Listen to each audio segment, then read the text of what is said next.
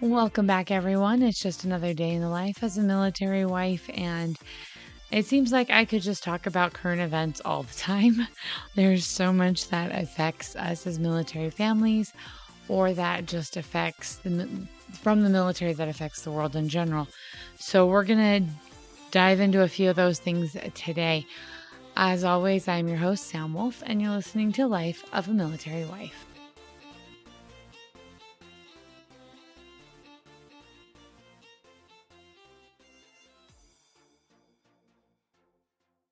Okay, so my voice is a little bit more husky than normal, but that's because I was outside with baby cuteness volunteering for a military thing yesterday.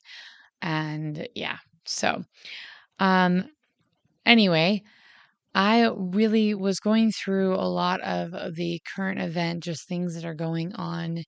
And there's a couple that are major that we're going to hit that everyone probably expects.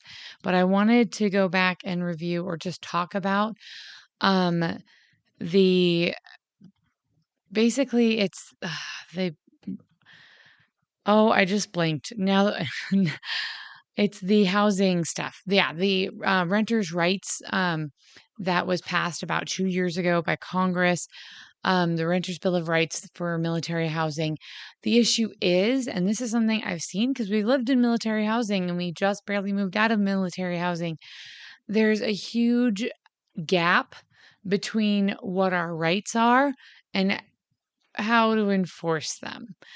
There's things that are just not happening. Supposedly, all of your rights are enforced and whatnot, and you should be getting all of these abilities to, you know, take care of business and get things fixed and deal with maintenance and housing if they're not doing it. But it's just not working out. And just to quote the report that I was reading, the bottom line is that service members, residents are feeling that nobody's watching out for them. And that's a huge part of the problem. And honestly, that's exactly how we felt. And we were grateful to get out of military housing because they didn't care. And then when we finally did move out of military housing, because I was pregnant, we had a bunch of people in our congregation come to help us clean so that we wouldn't get dinged. And we still got charged for ridiculous stuff because we made a rookie mistake to not get it in writing that we didn't have to take, they said they were going to repaint our walls anyway, so we didn't have to worry about getting all the marks off the walls and touch up painting it all. And so we didn't, but because we didn't get that in writing, we got charged. And so the DOD said that they are working with their advocates that are supposed to be helping military families to figure out more effectively what their duties are and reduce like the frustration that the residents have. So they're looking into it. Who knows what's going to happen? I mean, this is a problem that's existed for ages. We only finally got a Renters' Bill of Rights 2 years ago, and they still don't even know how to actually help implement them. So don't hold your breath on when it's actually going to be a functioning system, but at least, maybe it's a step in the right direction. I'll be optimistic, but who knows? Genuinely, who knows? 90% of military housing is run by private companies. And so it's not like there's just one or two. This is lots and lots of families. There are 44 Army installations run by private companies, 31 Air Force, 13 Navy, and Marine Corps. So this is quite a few military installations that are being run by private organizations. And as we've discussed in the past, Balfour Beatty, who I have dealt with personally and cannot stand, they've been charged with felony embezzlement and they still have military contracts. So yeah, someday maybe people will start using their brains and maybe find new management companies that don't embezzle. But yeah, as of right now, we're still stuck with ridiculous companies that embezzle and don't take care of their tenants. So, there's that. But, that's just one of the things going on in the world. So hopefully, the DoD gets their act together and actually helps us with that, but who knows? The other thing is the sad situation and the tragic situation that has happened with the National Guard airman who was arrested for posting classified documents in a Discord server. And this is just going to take us all back to OPSEC, people. I did a whole episode on what OPSEC is. So, for all y'all who don't understand the military slang, OPSEC is operational security. It means there are certain things you just don't talk about. There are certain things you just don't share. And this is something I'm really passionate about because it's amazing how many people do not follow operational security and how operational security has been an issue all the way back to like Napoleon. Like we were having issues in World War One and World War Two in the Civil War.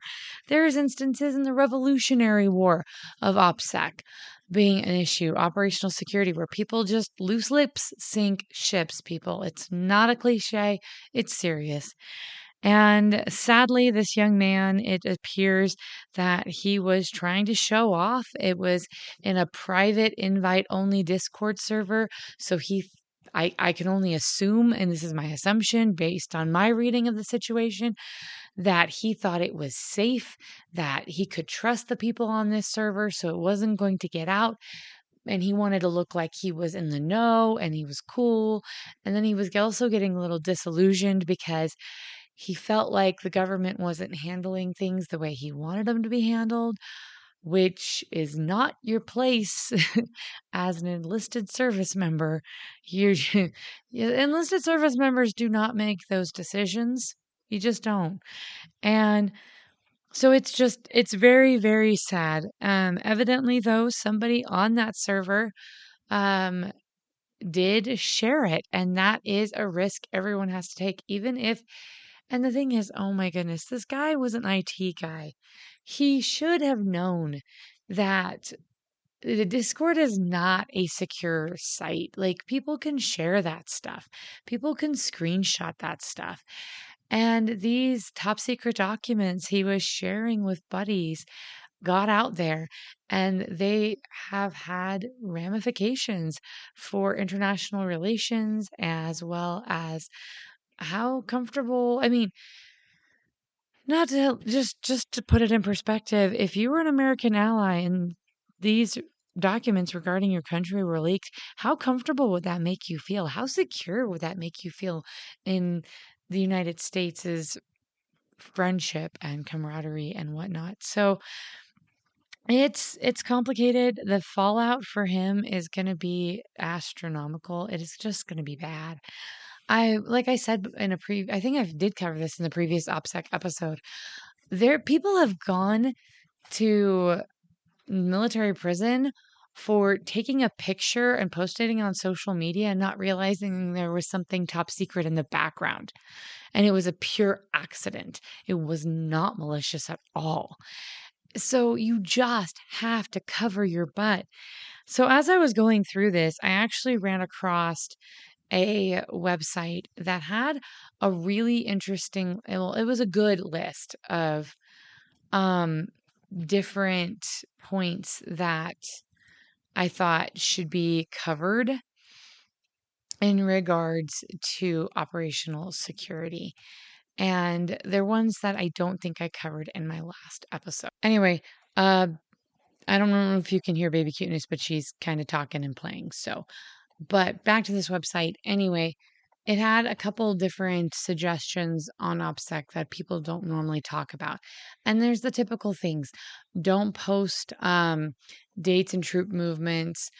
Don't put specific unit names and stuff on your profiles.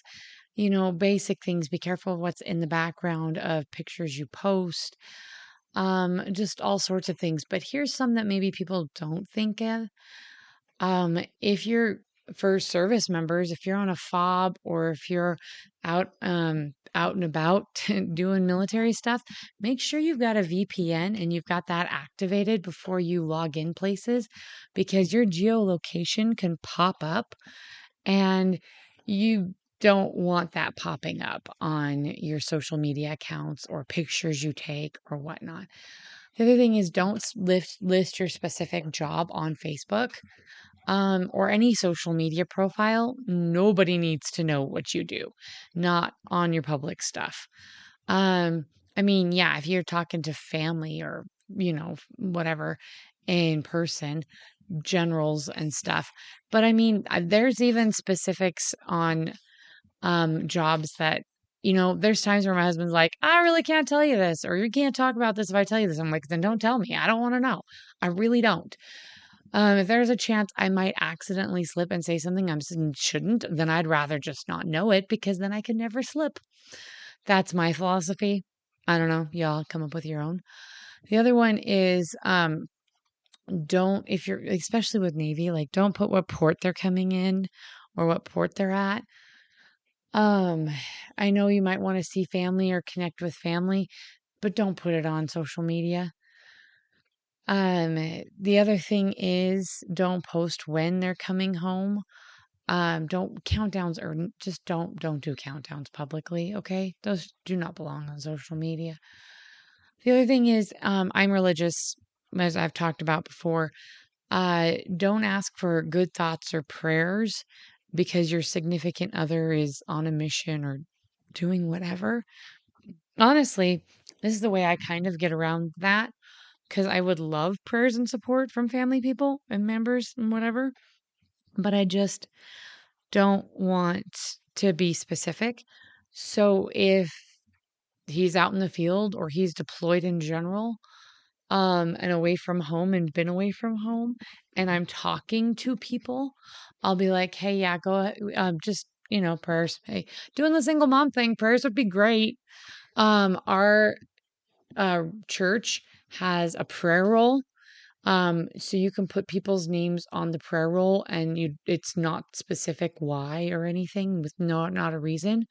And so sometimes we'll put names on the prayer roll.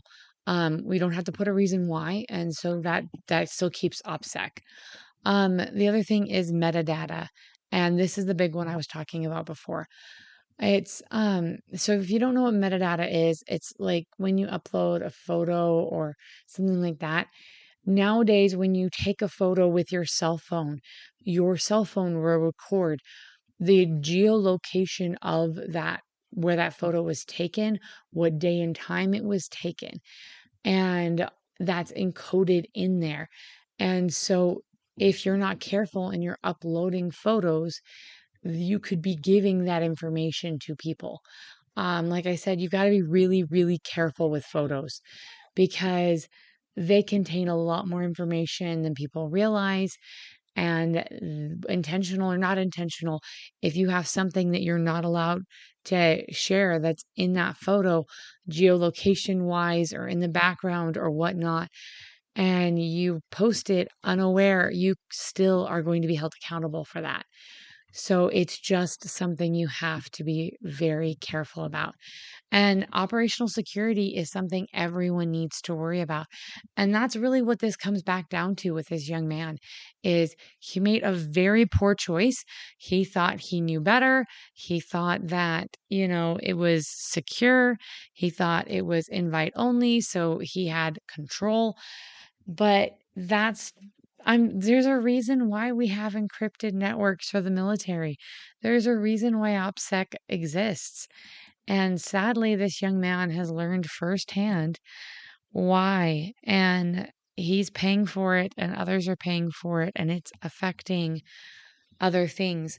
The same time this happened, Emmanuel Macron, the president of France, decided to go visit China and said some very, and what I would say stressful things about his feelings towards the relationship of Europe and the United States, and basically how the US's issues with China relationship in the Taiwan situation were no big deal they weren't Europe's problem, and Europe didn't need to step in. And this was, they basically, America should deal with this on their own and all that sort of stuff. And the implication in some of the articles I read was that part of his feelings towards the US and should take care of its own problems was because of this leak.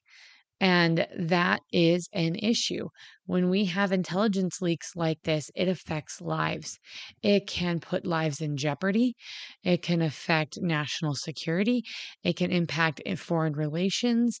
And the thing is, the momentary consequences they may only be the tip of the iceberg. They may only be the beginning. They might not be all there is. The ramifications can continue to go on and on and on. And so I just really want to reiterate this with everyone. Foreign relations are affected by a lot of things, but also security. And recently, a friend of mine, her husband was delayed in returning home over a month and a half because wives in the unit couldn't get their act together and stop sharing operational security information about their travel. And so their travel had to keep being altered for their safety. So here she was, just had a baby while her husband was gone, wanted her husband home to help her out with kiddos, and they had to keep redoing it, so much so that it delayed their return past the holidays. So some people didn't even make it home for the holidays when they should have been home for the holidays because of people's poor choices. And I know I get on the operational security, you know, bandwagon quite a bit sometimes, but it's because it matters and it can save lives. So that is my spiel on what's going on. Honestly, the whole thing with the documents comes down to operational security. He knew better. It doesn't matter how disillusioned you are. You don't share that stuff. You don't share that stuff, period.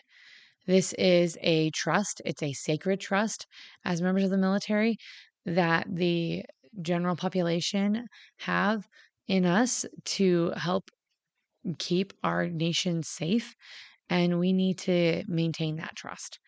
And then in regards to the whole Taiwan thing, it's gotten nuts. It's getting nuts. I'm grateful that in one of the articles I saw afterwards, several European leaders came out and said that um, know that Emmanuel Macron had no right to speak for all of Europe. He can only speak for France. There are plenty of countries that still back the United States and would be willing to support the United States in this situation with Taiwan. And I think it was, let me see if I can find the quote. I don't want to misquote people. But I believe it was Marco Rubio. Yes, Marco Rubio made a statement. And I was just like, oh golly, this is when people start getting feisty. I'm like, y'all, let's step back a minute and take a, deep breath before we get feisty. But basically he said maybe we should basically say we are going to focus on Taiwan and the threats that China pose, and you guys can handle Ukraine and Europe. That was his response to Macron. And I think that might have also um caused some people some uneasiness because yeah, we have not done as much in Ukraine as we have promised to do in Ukraine, but I mean, we've definitely helped the Europeans out in Ukraine. And I don't think that, especially Eastern Europe, would be really particularly happy if Macron got people's knickers in a knot enough for the US to be like, fine, you get Ukraine, we'll go take care of Taiwan. So we'll see. I mean, politicians are going to talk. That's what they do. And sometimes we could wish that they would, maybe have a little more tact or stay in their lane, but whatever. So that's where we're at with a few of those things. Like I said, there's collabs coming up in the future. Still working on stuff with Maria. I've had some emails recently of recommendations of people to do collabs with. I love having guests on this show, so please keep sending me recommendations. Um, and also, if you have any topics that you would like me to cover, I love researching things. There is a couple other research projects I'm working on for y'all. So we'll just see how all of that goes. Things are going to get a little interesting come summer. So we'll see how that goes too. I might have to take a little break off, especially when we go on vacation. I've done a couple times where I've done double episodes for vacation, but I just don't know if I'm going to be up to that this year. So we'll see how everything goes.